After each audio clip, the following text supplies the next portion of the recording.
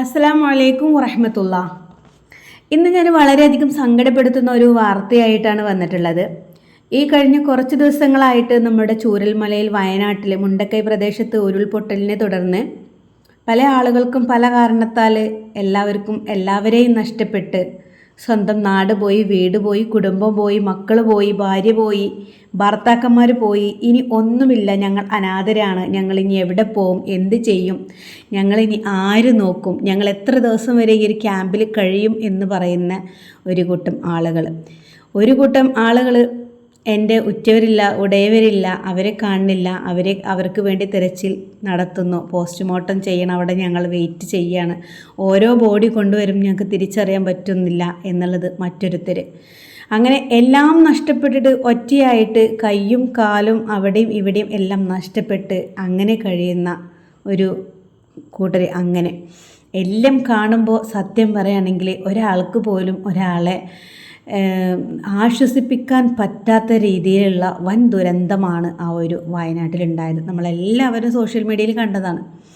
എന്നാൽ അതിൽ കുറേ കുട്ടികളുടെ ബുക്കും അങ്ങനെയുള്ള ഓരോ സാധനങ്ങളൊക്കെ നമുക്ക് ഓരോ വീഡിയോയിൽ കാണാനിടയായിട്ടുണ്ടായിരുന്നു. അപ്പോൾ ഞാൻ അത്തരത്തിൽ അതിൻ്റെ ചെറിയ ഓരോ ഭാഗം മാത്രമാണ് ഞാൻ കാണിക്കുന്നത്. വളരെയധികം സങ്കടം തോന്നി.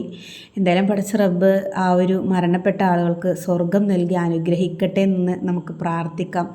അതുപോലെ ഇനിയും ഡെഡ് ബോഡികൾ കിട്ടാത്ത ആളുകളത് പെട്ടെന്ന് കിട്ടി അത് സംസ്കരിക്കാനും അത് മറവ് ചെയ്യാനുള്ള ആ ഒരു ഇത് പെട്ടെന്ന് കിട്ടട്ടെ എന്നുള്ളത് നമുക്ക് മനസ്സൊരുക്കി പ്രാർത്ഥിക്കാം. കാരണം എപ്പോഴാണ്, എങ്ങനെയാണ്, ഏത് രീതിയിലാണ് വൻ ദുരന്തം വരിക, ആർക്കാണ്, എപ്പോഴാണ് വരിക ഒന്നും പറയാൻ പറ്റില്ല. പടച്ച റബ്ബാണല്ലോ വലുത്. പക്ഷേ അവിടേക്ക് വന്നത് അത്രയും സ്നേഹത്തിൽ കഴിഞ്ഞിരുന്ന ആളുകളായിരുന്നു. അതുകൊണ്ടാണല്ലോ അവരെല്ലാവരും ഒരുമിച്ച് പോയത്. അവിടെയുള്ള നാട്ടുകാർ തന്നെ പറയുന്നുണ്ടായിരുന്നു, ഞങ്ങളൊക്കെ എല്ലാവരും നല്ല അത്രയ്ക്ക് സൗഹൃദത്തിലായിരുന്നു, ഞങ്ങളൊരു നാടാണെങ്കിൽ എല്ലാവരും ഒരു കുടുംബം പോലെ ആയിരുന്നു എന്നുള്ളത് അതിൽ ബാക്കിയായ ആളുകൾ പറയുന്നുണ്ടായിരുന്നു. പിന്നെ അതിൽ കുറേ ആളുകൾ മരിക്കാനുള്ള കാരണം തന്നെ കുറേ രക്ഷപ്പെടാനും വേണ്ടിയിട്ട് ആളുകൾ നോക്കിയ സമയത്ത് എല്ലാവരും റോട്ടിലൂടെയാണ് പോയത്. പക്ഷേ റോട്ടിലൂടെയാണ് ഈ ഒരു ഉരുൾ പൊട്ടി വന്നത് എന്നുള്ളതാണ്. കാടുകളിലൂടെ കയറിയ ആളുകളാണ് രക്ഷപ്പെട്ടത് എന്നുള്ളത്. അതായത് നമ്മൾ കുറേ വീഡിയോ നമുക്ക് കാണാനിടയായിട്ടുണ്ട്. രക്ഷപ്പെട്ടപ്പോൾ ഒരു അമ്മയും ആ ഒരു അമ്മയുടെ ഒരു പേരക്കുട്ടിയും അവരെല്ലാവരും രക്ഷപ്പെട്ട് ചെന്നത് ഒരു കൊമ്പൻ്റെ മുന്നിലായിരുന്നു. അപ്പോൾ ആ ഒരു കൊമ്പനോട് ഇങ്ങനെ പറഞ്ഞു, ഞങ്ങൾ വലിയൊരു ദുരന്തത്തിൽ നിന്നാണ് വരുന്നത് എന്ന് പറഞ്ഞപ്പോൾ ആ ഒരു ആനൻ്റെ കണ്ണിന്ന് കണ്ണുനീരൊഴുകി എന്നൊക്കെ പറഞ്ഞ് ഖുർആനിൽ പറഞ്ഞിട്ടുള്ളത് എന്താണ്, ഇത്തരത്തിൽ വൻ ദുരന്തങ്ങളൊക്കെ വരുന്ന സമയത്ത് അതായത് ഇങ്ങനെ മിണ്ടാപ്രാണികൾക്ക് അത് അറിയാൻ കഴിയും എന്നുള്ളതാണ്. അപ്പോൾ അവരൊന്നും നമ്മളെ ചെയ്യൂല, അത് എന്ത് ജന്തുക്കളായാലും നമ്മളൊന്നും ചെയ്യൂല എന്നുള്ളതാണ്. പക്ഷേ ഇത്രയും വീടുകളിലൊക്കെ ആടുമാട്, ഇങ്ങനെ പശുക്കൾ, പോത്തുകൾ ഇങ്ങനെയുള്ള വീടുകളൊക്കെ ഒരുപാട് വീടുകളുണ്ട്.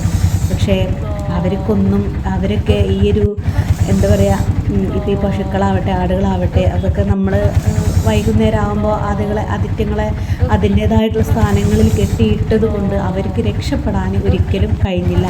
അവർക്ക് ഇതെല്ലാം കാണുന്നുണ്ടായിരിക്കാം, മിണ്ടാപ്രാണികൾക്ക് ഇതെല്ലാം മുൻകൂട്ടി കാണുന്നുണ്ടാവും. പക്ഷേ ഇവർക്ക് പറയാൻ കഴിയില്ലല്ലോ. അപ്പോൾ അതുകൊണ്ട് അവരങ്ങനെ എത്രയോ പശുക്കളെ, ആടുകളെ, പൂച്ചകളെ, ഇവരൊക്കെ വളർത്ത് മൃഗങ്ങളായിട്ടുള്ള സംഭവങ്ങളൊക്കെ കുറേ നായകൾ രക്ഷപ്പെട്ടിട്ടുണ്ട്, അനാഥരായിട്ട് നടക്കുന്നുണ്ട്, അവരവരെയൊക്കെ തിരഞ്ഞു നോക്കുന്നുണ്ട്.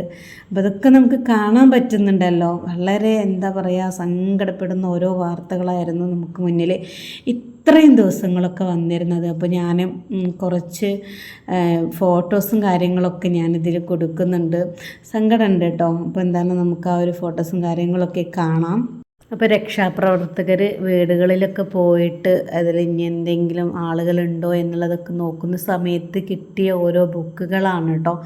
മക്കളുടെ ടെക്സ്റ്റ് ബുക്കും നോട്ട് ബുക്കുകളും ഇതൊക്കെ കാണുമ്പോൾ എത്രമാത്രം സങ്കടമാണല്ലേ. അതുപോലെ കല്യാണ ഫോട്ടോ ആണിത്, ഒരു മുസ്ലിംസ് ഫാമിലിയാണ്. എന്താ പറയുക, ബുക്കുകൾക്കോ ആൽബങ്ങൾക്കോ അല്ലെങ്കിൽ മറ്റ് സാധനങ്ങൾക്കോ ചിലതൊന്നും കേടില്ല, ചിലതൊക്കെ അങ്ങനെ തന്നെ ഉണ്ട്. പക്ഷേ മനുഷ്യ ശരീരങ്ങളാണ്, എല്ലാവർക്കും നഷ്ടമായത്. വളരെയധികം സങ്കടമാണല്ലേ ഇങ്ങനെയൊക്കെ കാണുമ്പോൾ. ഇപ്പോൾ കണ്ടില്ലേ, ഇത് ഒരു കുട്ടിയുടെ ഡയറി, മദ്രസത്തെ diary, notebook, Niyas, CT, phone നമ്പറും എല്ലാം വെച്ചിട്ട് എന്താണതൊക്കെ അവസ്ഥ. നമ്മൾ ചങ്ക് പടയുന്ന ഓരോരോ കാഴ്ചകളാണല്ലേ. സത്യം പറയുകയാണെങ്കിൽ എത്രമാത്രം പ്രതീക്ഷകളൊക്കെ ഉണ്ടായിട്ട് ഉമ്മയും വാപ്പയും മക്കൾ വളർത്തുന്നത് പോലെ ആ മക്കൾക്കാണെങ്കിലും എന്താണെങ്കിലും ഇത്ര കഷ്ടപ്പെട്ടുണ്ടാക്കിയതായിരിക്കും. ഒരു ജന്മം മുഴുവൻ പണിയെടുത്തിട്ടുണ്ടാക്കിയ ഓരോ സ്വപ്നങ്ങളാണ് ഓരോരുത്തർക്കും ഓരോ വീടും, അതിൽ ഒരു കുഞ്ഞു വാഹനം എന്നൊക്കെ പറയുന്നതൊക്കെ.